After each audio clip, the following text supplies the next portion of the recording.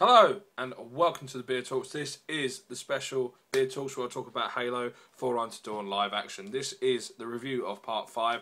Now I warn you now, there will be spoilers, so please go and watch the link in the description, go and watch the video first, come back, watch it and enjoy it, because I do not want to spoil anything for you. You have been warned, ladies and gentlemen and children. So, part 5. Now, before I begin, I'm going to be doing a quick summary of the episode, what happened, etc. Then I'm going to have a quick talk about it, say what I thought about it. Then I'm going to have some questions as well, some points I'd like to bring up, like what they did well, what didn't really work, or anything like that. So the summary of this episode is technically part 4 ended with them in the Warthog driving into the night into the forest looking for the pelican, and the episode kind of begins that way. First of all, we're on the ship as well. We're on what was it? Forerunner to Dawn, I believe. Is that a ship? Yeah, I think. Yeah, in Halo 3, Chief's on the Forerunner to Dawn. He is, and first of all we see that, and we hear Cortana going, "Wake me if you need me," you said. And then we see this orb that we've seen through all the parts go and then evolve into a very, very, I must admit, pristine and so well graphic Cortana. It just looks so. It's just literally, I don't know how to explain it, but it is literally movie graphics, I would say, like movie CGI, because it looks pristine. And you just see her close up of her as she looks to the Chief, and then, as we said, we go back to them in the Warthog, rest of the cadets, Chief on the gunner in the Warthog, going into the forest, looking for the pelican, and they're currently running and gunning at the moment, taking down Covenant left, right, and centre, trying to get us, trying to get through them all. And we see some very, very close action sequences as Lasky's girlfriend, I can't remember her name, I keep forgetting her name, I apologise, but yeah, taking down some Jackal. Now we see some close action bits of the Jackal, which is quite good to see with the shield. Jackal's taking it down, and then we see the Chief just going mad, saying don't spray and pray, which is literally a motto to every gamer out there. You don't sit there and spray and pray, you take your shots, you do burst fire, because it gives you the most accuracy on your weapon as well, because literally you just burst instead of spraying and praying. It's a noob. It's technically like a noob comment, because you don't spray and play anymore, but spray and pray anymore. You just literally take shots, take them down, simple as. Such as the BR in Halo 4 is just literally, and the assault rifle. So you just got to control it, and you get better accuracy anyway. So I love that bit that brought that into that. As they're going along, Lasky asks for cover from his missus. Well, I couldn't call her missus anymore because I can't remember her name. Covers down, takes some Jackal out, and then as he comes down, there's a little screen on the wall saying impact imminent, and Lasky just doesn't even see it, and smacks Jackal straight on, killing it, but he lets off one shot, and the shot goes straight through the gut of his missus, which he doesn't realise until he stops after hitting the ground. He's like, I only can't get the water going again, which is crap. So Chief jumps out, helps Sully by putting some biofoam into his leg to help him walk, which I love it. They brought that in as well. First really saw that in ODST, I believe, and which is good. And then Tom finds out his missus has been here. It's like, Chief, and he's like, I've run out of biofoam. We have to go to the pelican. Yeah. And so they go all running off to the pelican in direction, but Chief goes, we're being hunted, because the rest of the command just disperse, and they go being hunted, and he walks off, leaving the cadets to head north towards the pelican, and literally in front of him is a freaking hunter. And I love that they've done this. I love how the size comparison between the hunter and Chief, I love they've taken that into account, because the hunter's huge, it's massive, and the Chief just in the visor just going, shit.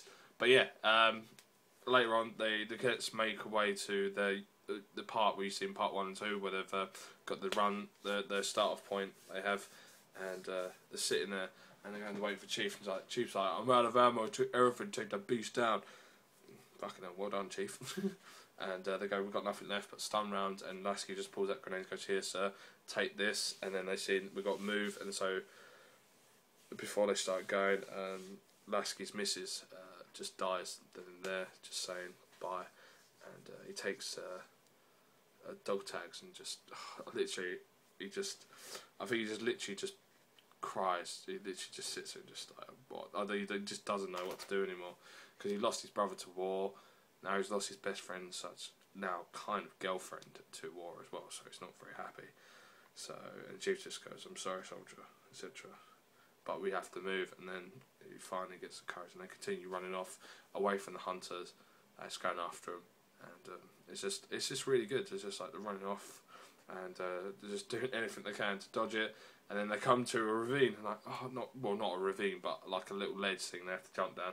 They jump down to it, and then they find out they're not really going to get away with it, so they duck under cover underneath because they know they can't outrun the hunter. And like Chief's like, I don't know what to do. I've got to do something. Blah blah blah. And Lasky finally goes, right, this is it. I'm going to man up now and be the soldier I want and make sure no one else I know dies. I believe that's the kind of sentiment I felt in his head. It's like, I don't want anyone to die. I want to do whatever I can to keep him alive. And so Lasky ends up being bait, shouts Axios as he runs off to just like distract the hunter, which he does well. And like he almost takes a plasma round, like literally next to him, falls down. And then as he gets up again, I'm like, wow, gets up fucking hardcore, Lasky. He just gets up, starts running again. And the hunter just jumps down in front of him. And so the grenade that Lasky gave him at 4, so he just, Chief like arms it as he jumps down, and he starts running towards it. He gets knocked back. I'm like, Jesus Christ, Chief just got knocked on his ass. He is not happy.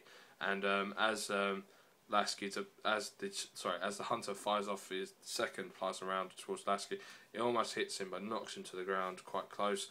And then Chief just goes, fuck it, I'm going to take you out now. He jumps onto his shield, onto his back, gets a grenade in his hand, and just goes Falcon Punch into his back where all the muscles is, and jumps off. And then we just see a nice Armageddon explosion, such as what happens when you close your hands around an explosion. Goes to bits, and the bits of armour go flying everywhere. Chief picks up a bit of armour as they run over to Lasky to try and wake him up. And luckily he's still alive, got a massive head gash, but he's alive and kind of conscious. And he's like, wow, I'm doing well now. And so they all run off to the Pelican, where they meet some other Spartans. They do, and they all jump into the Pelican and then fly off. And then while they're all sitting there, the other 2 Spartans take their helmets off, and they're freaking younger than the cadets. They are, which kind of puts it into the trailers produced, where they take young kids and train them up to be Spartans. So they just didn't even, but they didn't know that they were young kids. But this program's been going on for so long now that they're so young, they're even younger than them. But even Sully goes, "How old are you guys?" And they go, "That's classified." And it's just such a like a very childish voice, like, "That's classified," or something like that. I can't even say it, but he's just like, I'm like, wow. And Chief just keeps his helmet. I was like, Chief's got to take his helmet. And no, he don't. But he keeps his helmet on. And Chief gives the piece of armour to Lasky, saying, "Good job, soldier." And it's just like brilliant. And just like, Lasky's just sitting there just going, yeah, I did well. And then we cut to older Lasky, captain of the UNSC Infinity, which is the largest ship in the fleet. And from part 1, we remember him like listen to the distress call from Guantanamo, saying, "Sir, would you like to hear it again? That won't be necessary." And he's just like, he's got the dog tags from his missus and the piece of armour rolling around his hand, just going, right, we're going to go and save Chief. And it seems like Captain Lasky is captain of an entire fleet of ships. He is. I don't know if this was pre-made to come find Chief or something, but it seems like he's out there and he's in charge of this entire fleet. And he just goes, "Oh, necessary." Next thing we see him, he's zipping up in his cryo suit. And before that, we see all the marks on his chest where he got burned, everything from the allergic reactions to the thing. So we don't know if he's still allergic to things, or he's just doing it because he wants to get to Chief and is still allergic, and so could die. But who knows?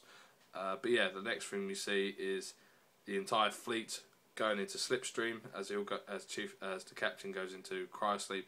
And the next thing we see is Cortana with bits of information going. The ship is slowing down, it's changed angle, means it's been tracted, and she's just sitting there looking at reactivation screen of the Chief. So, do I reactivate it? And this can go back all the way back to Halo 4, the launch trailer E3 2011. So that is really the episode in total. I would say this part will steals the show for all 4 of them.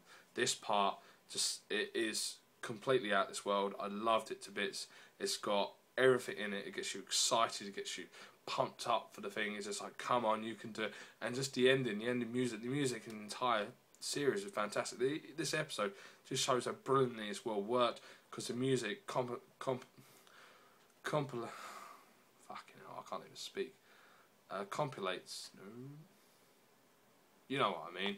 It kind of like, it goes hand in hand together, and just, it's brilliant. I love it.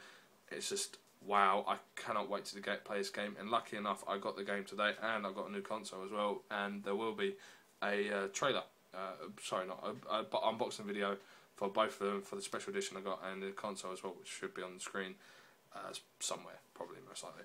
But yeah, but I will say this episode stole the show. It's brilliant, loved it, as I've already said. It just shows what a little imagination, some work, and some true artistic merit can do. Now, if they can do that, I don't know how much money they put into it, but the graphics and the acting was fantastic. Now they can do a movie. But the thing is, now they've got to choose how to do the movie. Now, I'm not going to go into that because I'll probably save it for another video, but you can all agree with me that they can do a movie on that. But yeah, so that's the kind of summary. It's a brilliant episode. Still to show out of all 4 or out of all 5 of the parts. So next, so a few points I'd like to bring up is that we didn't see any grunts. I don't know if you did. I didn't see any. I saw elites, I saw hunters, I saw jackals. I didn't see any grunts really. Not too sure about that. All the Halo, some of the Spartan armor just looked very similar. Didn't have like customizations like you can have, like on the game that we usually see in Reach. And I was like, what do you think about that? Do you think they did that on purpose, so you can build your own one? And do you think they did it on purpose not to show the grunts, or something like that? I don't know. Do you think they did it on purpose? Do you think they left them out for a reason? Do you think they didn't really put any major armor like on the Spartans for a reason? I don't know. I'd like to hear from you. And lastly, the part where the chief is like climbing onto the hunter to kill it with a grenade. Do you think that's going to be a new assassination part for the game? So if you come up to a hunter, you can assassinate it by jumping onto it, and it's got this new move, and you just shove a grenade into its freaking gut, and it blows up. I'd love to see if that's actually like an assassination move in the game, because I think that'd be a brilliant thing to add into it. Like one hell of an assassin, because you've got all these assassination things, so you can do it to these things. So I'd love to see if that's part of the game. Sorry, I got an issue beard. I'd love to see that. Do you agree? Is there any other parts you liked about the video? Because other than that, I think that are we going to see an entire fleet in Halo 4, or are we just going to see the Infinity? So I don't know. I'd like to hear from you. Please comment down below and tell me what you think. Hope you're all having a great day wherever you are, and hope you've enjoyed this review of part 5 of Halo 4 Forward Unto Dawn live action. Hope you all have a great day wherever you are. Keep calm, people. Grow a beard. Bye.